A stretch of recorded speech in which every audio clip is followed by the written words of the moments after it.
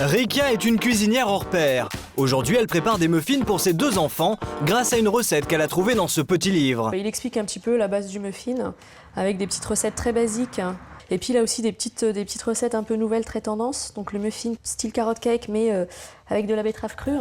Mais le plus étonnant chez Rekia, c'est sa bibliothèque entièrement remplie de livres de cuisine. Tous ces ouvrages sont ses petits trésors et elle est toujours à la recherche de nouvelles idées. Par exemple, j'ai des livres sur les siphons, parce que le siphon est très tendance, que c'est un peu le dernier ustensile à la mode, que ça permet de faire une cuisine un petit peu différente. Ça apporte de l'inspiration pour utiliser le siphon de manière autre qu'une utilisation pour la chantilly. Et l'une des dernières passions de Rekia, ce sont les livres de cuisine japonaise. J'ai commencé par un petit basique, en sachant qu'évidemment ça va être la porte ouverte à plein d'autres achats de livres de cuisine japonaise. Je suis une folle de cuisine. C'est horrible. Pour être toujours à la pointe des dernières tendances, Rekia se rend très souvent dans cette librairie spécialisée à Paris. C'est le plus grand magasin de livres de cuisine au monde, avec plus de 20 000 références. Ici, le prix des livres s'échelonne de 2 € à 3 000 €. Je veux un livre de cuisine japonaise. Déborah est la gérante de cette librairie et suit les modes culinaires de très près. Chaque année, les nouveautés se chiffrent en milliers. 1300 nouveautés par an, c'est vraiment énorme. C'est le plus gros secteur à l'heure actuelle. Mais les ventes qui cartonnent le plus en ce moment, ce sont les livres de cuisine en coffret, avec accessoires incorporés. D'ailleurs, on retrouve le fameux livre de muffins de Rekia. On est dans le coffret qui a cartonné pour la fin de l'année, le livre. Et pour quelques euros de plus, en fait, vous avez toute la panoplie avec les petits moules en silicone. Et tout ça pour une quinzaine d'euros seulement. C'est dans les maisons d'édition que naissent tous les jours ces nouveaux concepts de livres de cuisine. Entre. Chloé est secrétaire d'édition. Aujourd'hui, elle a rendez-vous avec son directeur éditorial pour discuter de futurs livres de cuisine. Quel autre titre tu avais en tête?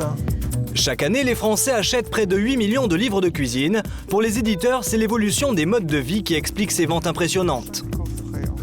Auparavant, je pense que les mamans apprenaient à leurs filles comment faire la cuisine. Aujourd'hui, elles ne le font plus. Et du coup, le livre de cuisine a une véritable vocation, un véritable rôle, qui est justement de renouer ce rôle de transmission, d'apprentissage de la recette. Dans ces dossiers, il y a déjà le planning des prochaines publications, car les éditeurs anticipent les nouvelles tendances plusieurs mois à l'avance. Un de nos prochains ouvrages et projets en cours, c'est notamment un livre sur la cuisine à la vapeur. C'est une tendance forte qui marche bien en ce moment parce que les gens ont envie de diététique, de nourriture saine, en même temps bonne et facile à réaliser. Mais comment fait-on un livre de cuisine? Première étape, les recettes. C'est pas encore ouvert. Thomas est traiteur à domicile et c'est lui qui va écrire le fameux ouvrage sur la cuisine à la vapeur. Il a déjà rédigé une dizaine de livres de recettes. Pour lui, c'est un bon moyen de développer sa créativité. J'aime beaucoup cuisiner et donc ça fait partie du plaisir que j'ai à écrire des livres. C'est aussi d'essayer des nouvelles recettes et me forcer à essayer. Et dans sa cuisine, Thomas essaie toujours les plats en temps réel avant de les rédiger. Comme cette recette d'huîtres à la vapeur par exemple. J'ai fait ce test pour voir en combien de temps les huîtres cuisent dans un panier vapeur. Si je mets un mauvais temps de cuisson, les gens n'auront plus confiance et ne croiront plus en la recette. Pour le chef cuisinier, un bon livre de cuisine ne doit pas proposer que des recettes inventives. Le lecteur doit aussi trouver des plats qu'il connaît déjà. Je fais à peu près un tiers donc, de recettes classiques pour que les gens en fait, s'y retrouvent et après je fais des recettes originales. Mais un bon livre de cuisine, c'est aussi de belles photos qui donnent envie au lecteur de se mettre au fourneau. Et ça, c'est le travail de Natacha.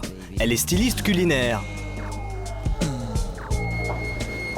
Ah bah voilà, un panier vapeur, c'est une petite marguerite, c'est exactement le genre de choses, vu le sujet dont je vais avoir besoin cet après-midi pour le shooting. Car c'est Natacha qui va mettre en scène le livre de recettes à la vapeur de Thomas. Son travail consiste à créer une belle ambiance autour du plat. Mais le risque, c'est aussi que la décoration soit trop chargée et qu'on ne remarque même plus la recette sur la photo. Il ne faut pas que la vaisselle prenne le dessus sur le plat. À ce moment-là, on vient vers quelque chose de plus classique parce que c'est quand même la recette qui est la star. Après le shopping, c'est la dernière étape, le shooting. Et c'est dans ce studio photo que ça se passe. Natacha doit d'abord cuisiner les recettes et écouter ses petites astuces pour que l'image soit la plus alléchante possible. Les aliments, on les découpe pour qu'ils soient reconnaissables, pour qu'ils soient jolis. Par exemple, les oignons verts, j'aime bien les faire en biseau. Il ne faut pas qu'une recette soit brouillonne. Et au moment de la prise de vue, le moindre détail esthétique compte. Là, je suis en train de faire un casting. Il faut essayer de trouver les huîtres qui sont les plus jolies. Mais il y a encore plus étonnant. Regardez comment Natacha manipule les petits bouts d'oignon et de gingembre avec une pince à épiler. Ça permet de manier des petites choses. C'est beaucoup plus fin que les doigts.